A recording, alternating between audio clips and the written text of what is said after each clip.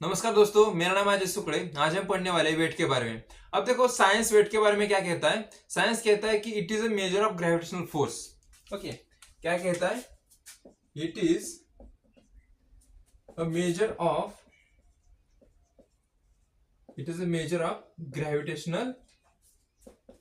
Gravitational force. Okay, अब wait जो है क्या करता है, इस ग्रेविटेशनल फोर्स को मेजर करता है। वेट, ओके, वेट को हम डिनोट करते हैं डब्ल्यू से।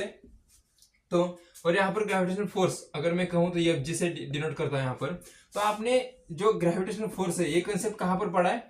न्यूटन्स का यूनिवर्सल लॉ ऑफ ग्रेविटी, वहां पर आपने एक कंसेप्ट पढ़ा है। ओके, तो देखिए, अगर कोई ऑब्जेक्ट स्पेस में है तो ग्रेविटी, ये जो अर्थ का सरफेस है इसको अपनी तरफ खींचता है। क्यों? ग्रेविटी की वजह से। ओके, तो यहाँ पर इसकी कुछ इनिशियल वेलोसिटी होगी ऑब्जेक्ट की। ओके, तो यहाँ पर इसकी कुछ इनिशियल वेलोसिटी है और यहाँ पर ग्रेविटी क्या कर रही है, इसको खींच रही है किसी फोर्स से। ओके, जो अर्थ okay, Newton's second law of motion. अब सेकंड लॉ ऑफ मोशन क्या कहता है? F is equal to M A. अब इसका meaning F is equal to M A नहीं है। ओके, ये सिर्फ फॉर्मूला है। इसका मीनिंग, एक्चुअल मीनिंग क्या है? The change in angular momentum is directly proportional to gravitational force. Okay, sorry, force applied. Okay, force applied, not a gravitational force, it is force applied. The change in angular momentum is directly proportional to the applied force. Okay, तो ये जो है ये valid है linear, okay, linear motions के लिए। Okay, तो देखिए यहाँ पर मैं आपको यहाँ से, तो देखिए यहाँ पर एक ऑब्जेक्ट है इस सरफेस पर और मैंने लीनियर फोर्स लगाया। Okay, linear force straight line में। अब यहाँ पर फोर्स लगाया, तो यहां से ऑब्जेक्ट फोर्स लगाने के बाद यहां पर आया। ओके, इसकी इनिशियल वेलोसिटी कुछ ये होगी और फाइनल वेलोसिटी कुछ भी होगी। तो यहां से यहां तक ऑब्जेक्ट गया है with respect to time, change in velocity with respect to time. तो क्या होता है? ये क्या होता है? Change in velocity with respect to time क्या होता है? एक्सेलरेशन होता है। तो यहां पर हमने लीनियर एक्सेलरेशन यहां से लिया। अब देखो, इस केस में जो अर्थ की ग्रेविटी की वजह से जो एक्सेलरेशन लगता है वो कौन सा होता है? जी।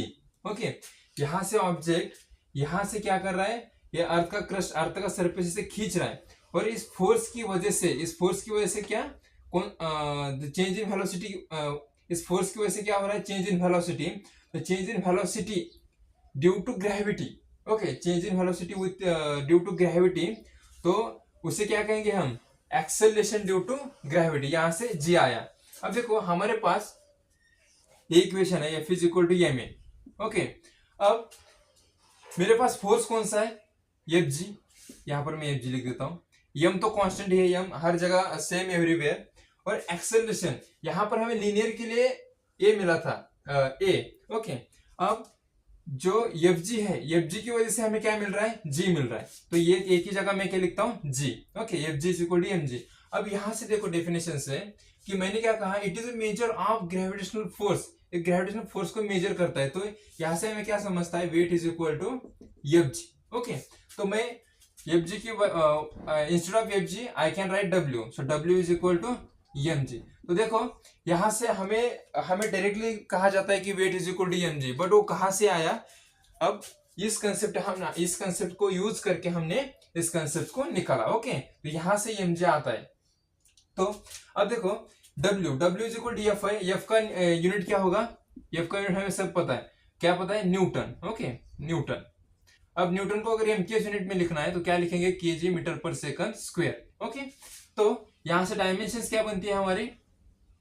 डायमेंशंस को लिखने का प्रॉपर तरीका कौन सा है? M L T. M means mass, L means length, T means time.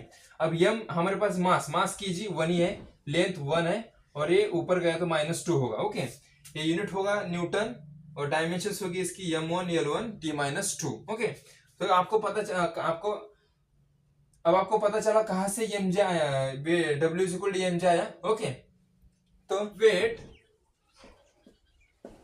Depends on, किस पर डिपेंड करेगा? वो depends on acceleration due to gravity. Okay, वो जी पे डिपेंड करेगा। तो देखो फॉर्मूला क्या है हमारे पास, एम जी। अब मास तो कांस्टेंट है, मास पे तो डिपेंड नहीं होगा वो। अब directly is directly proportional to G. जैसे जैसे अब देखो जैसे जैसे जी वैरी होगा अगर जी बढ़ा तो वेट भी बढ़ेगा, और अगर जी घटा, एक्सेलरेशन ड्यू टू ग्रेविटी अगर घटी तो वेट भी घटेगा। पसंद आया होगा तो लाइक कीजिए, शेयर करिए अपने दोस्तों के साथ ताकि वो भी देख सके इस वीडियो को, और सब्सक्राइब कीजिए ताकि आप आने वाली वीडियोस के अपडेट के बारे में जान सके। ओके, तो धन्यवाद।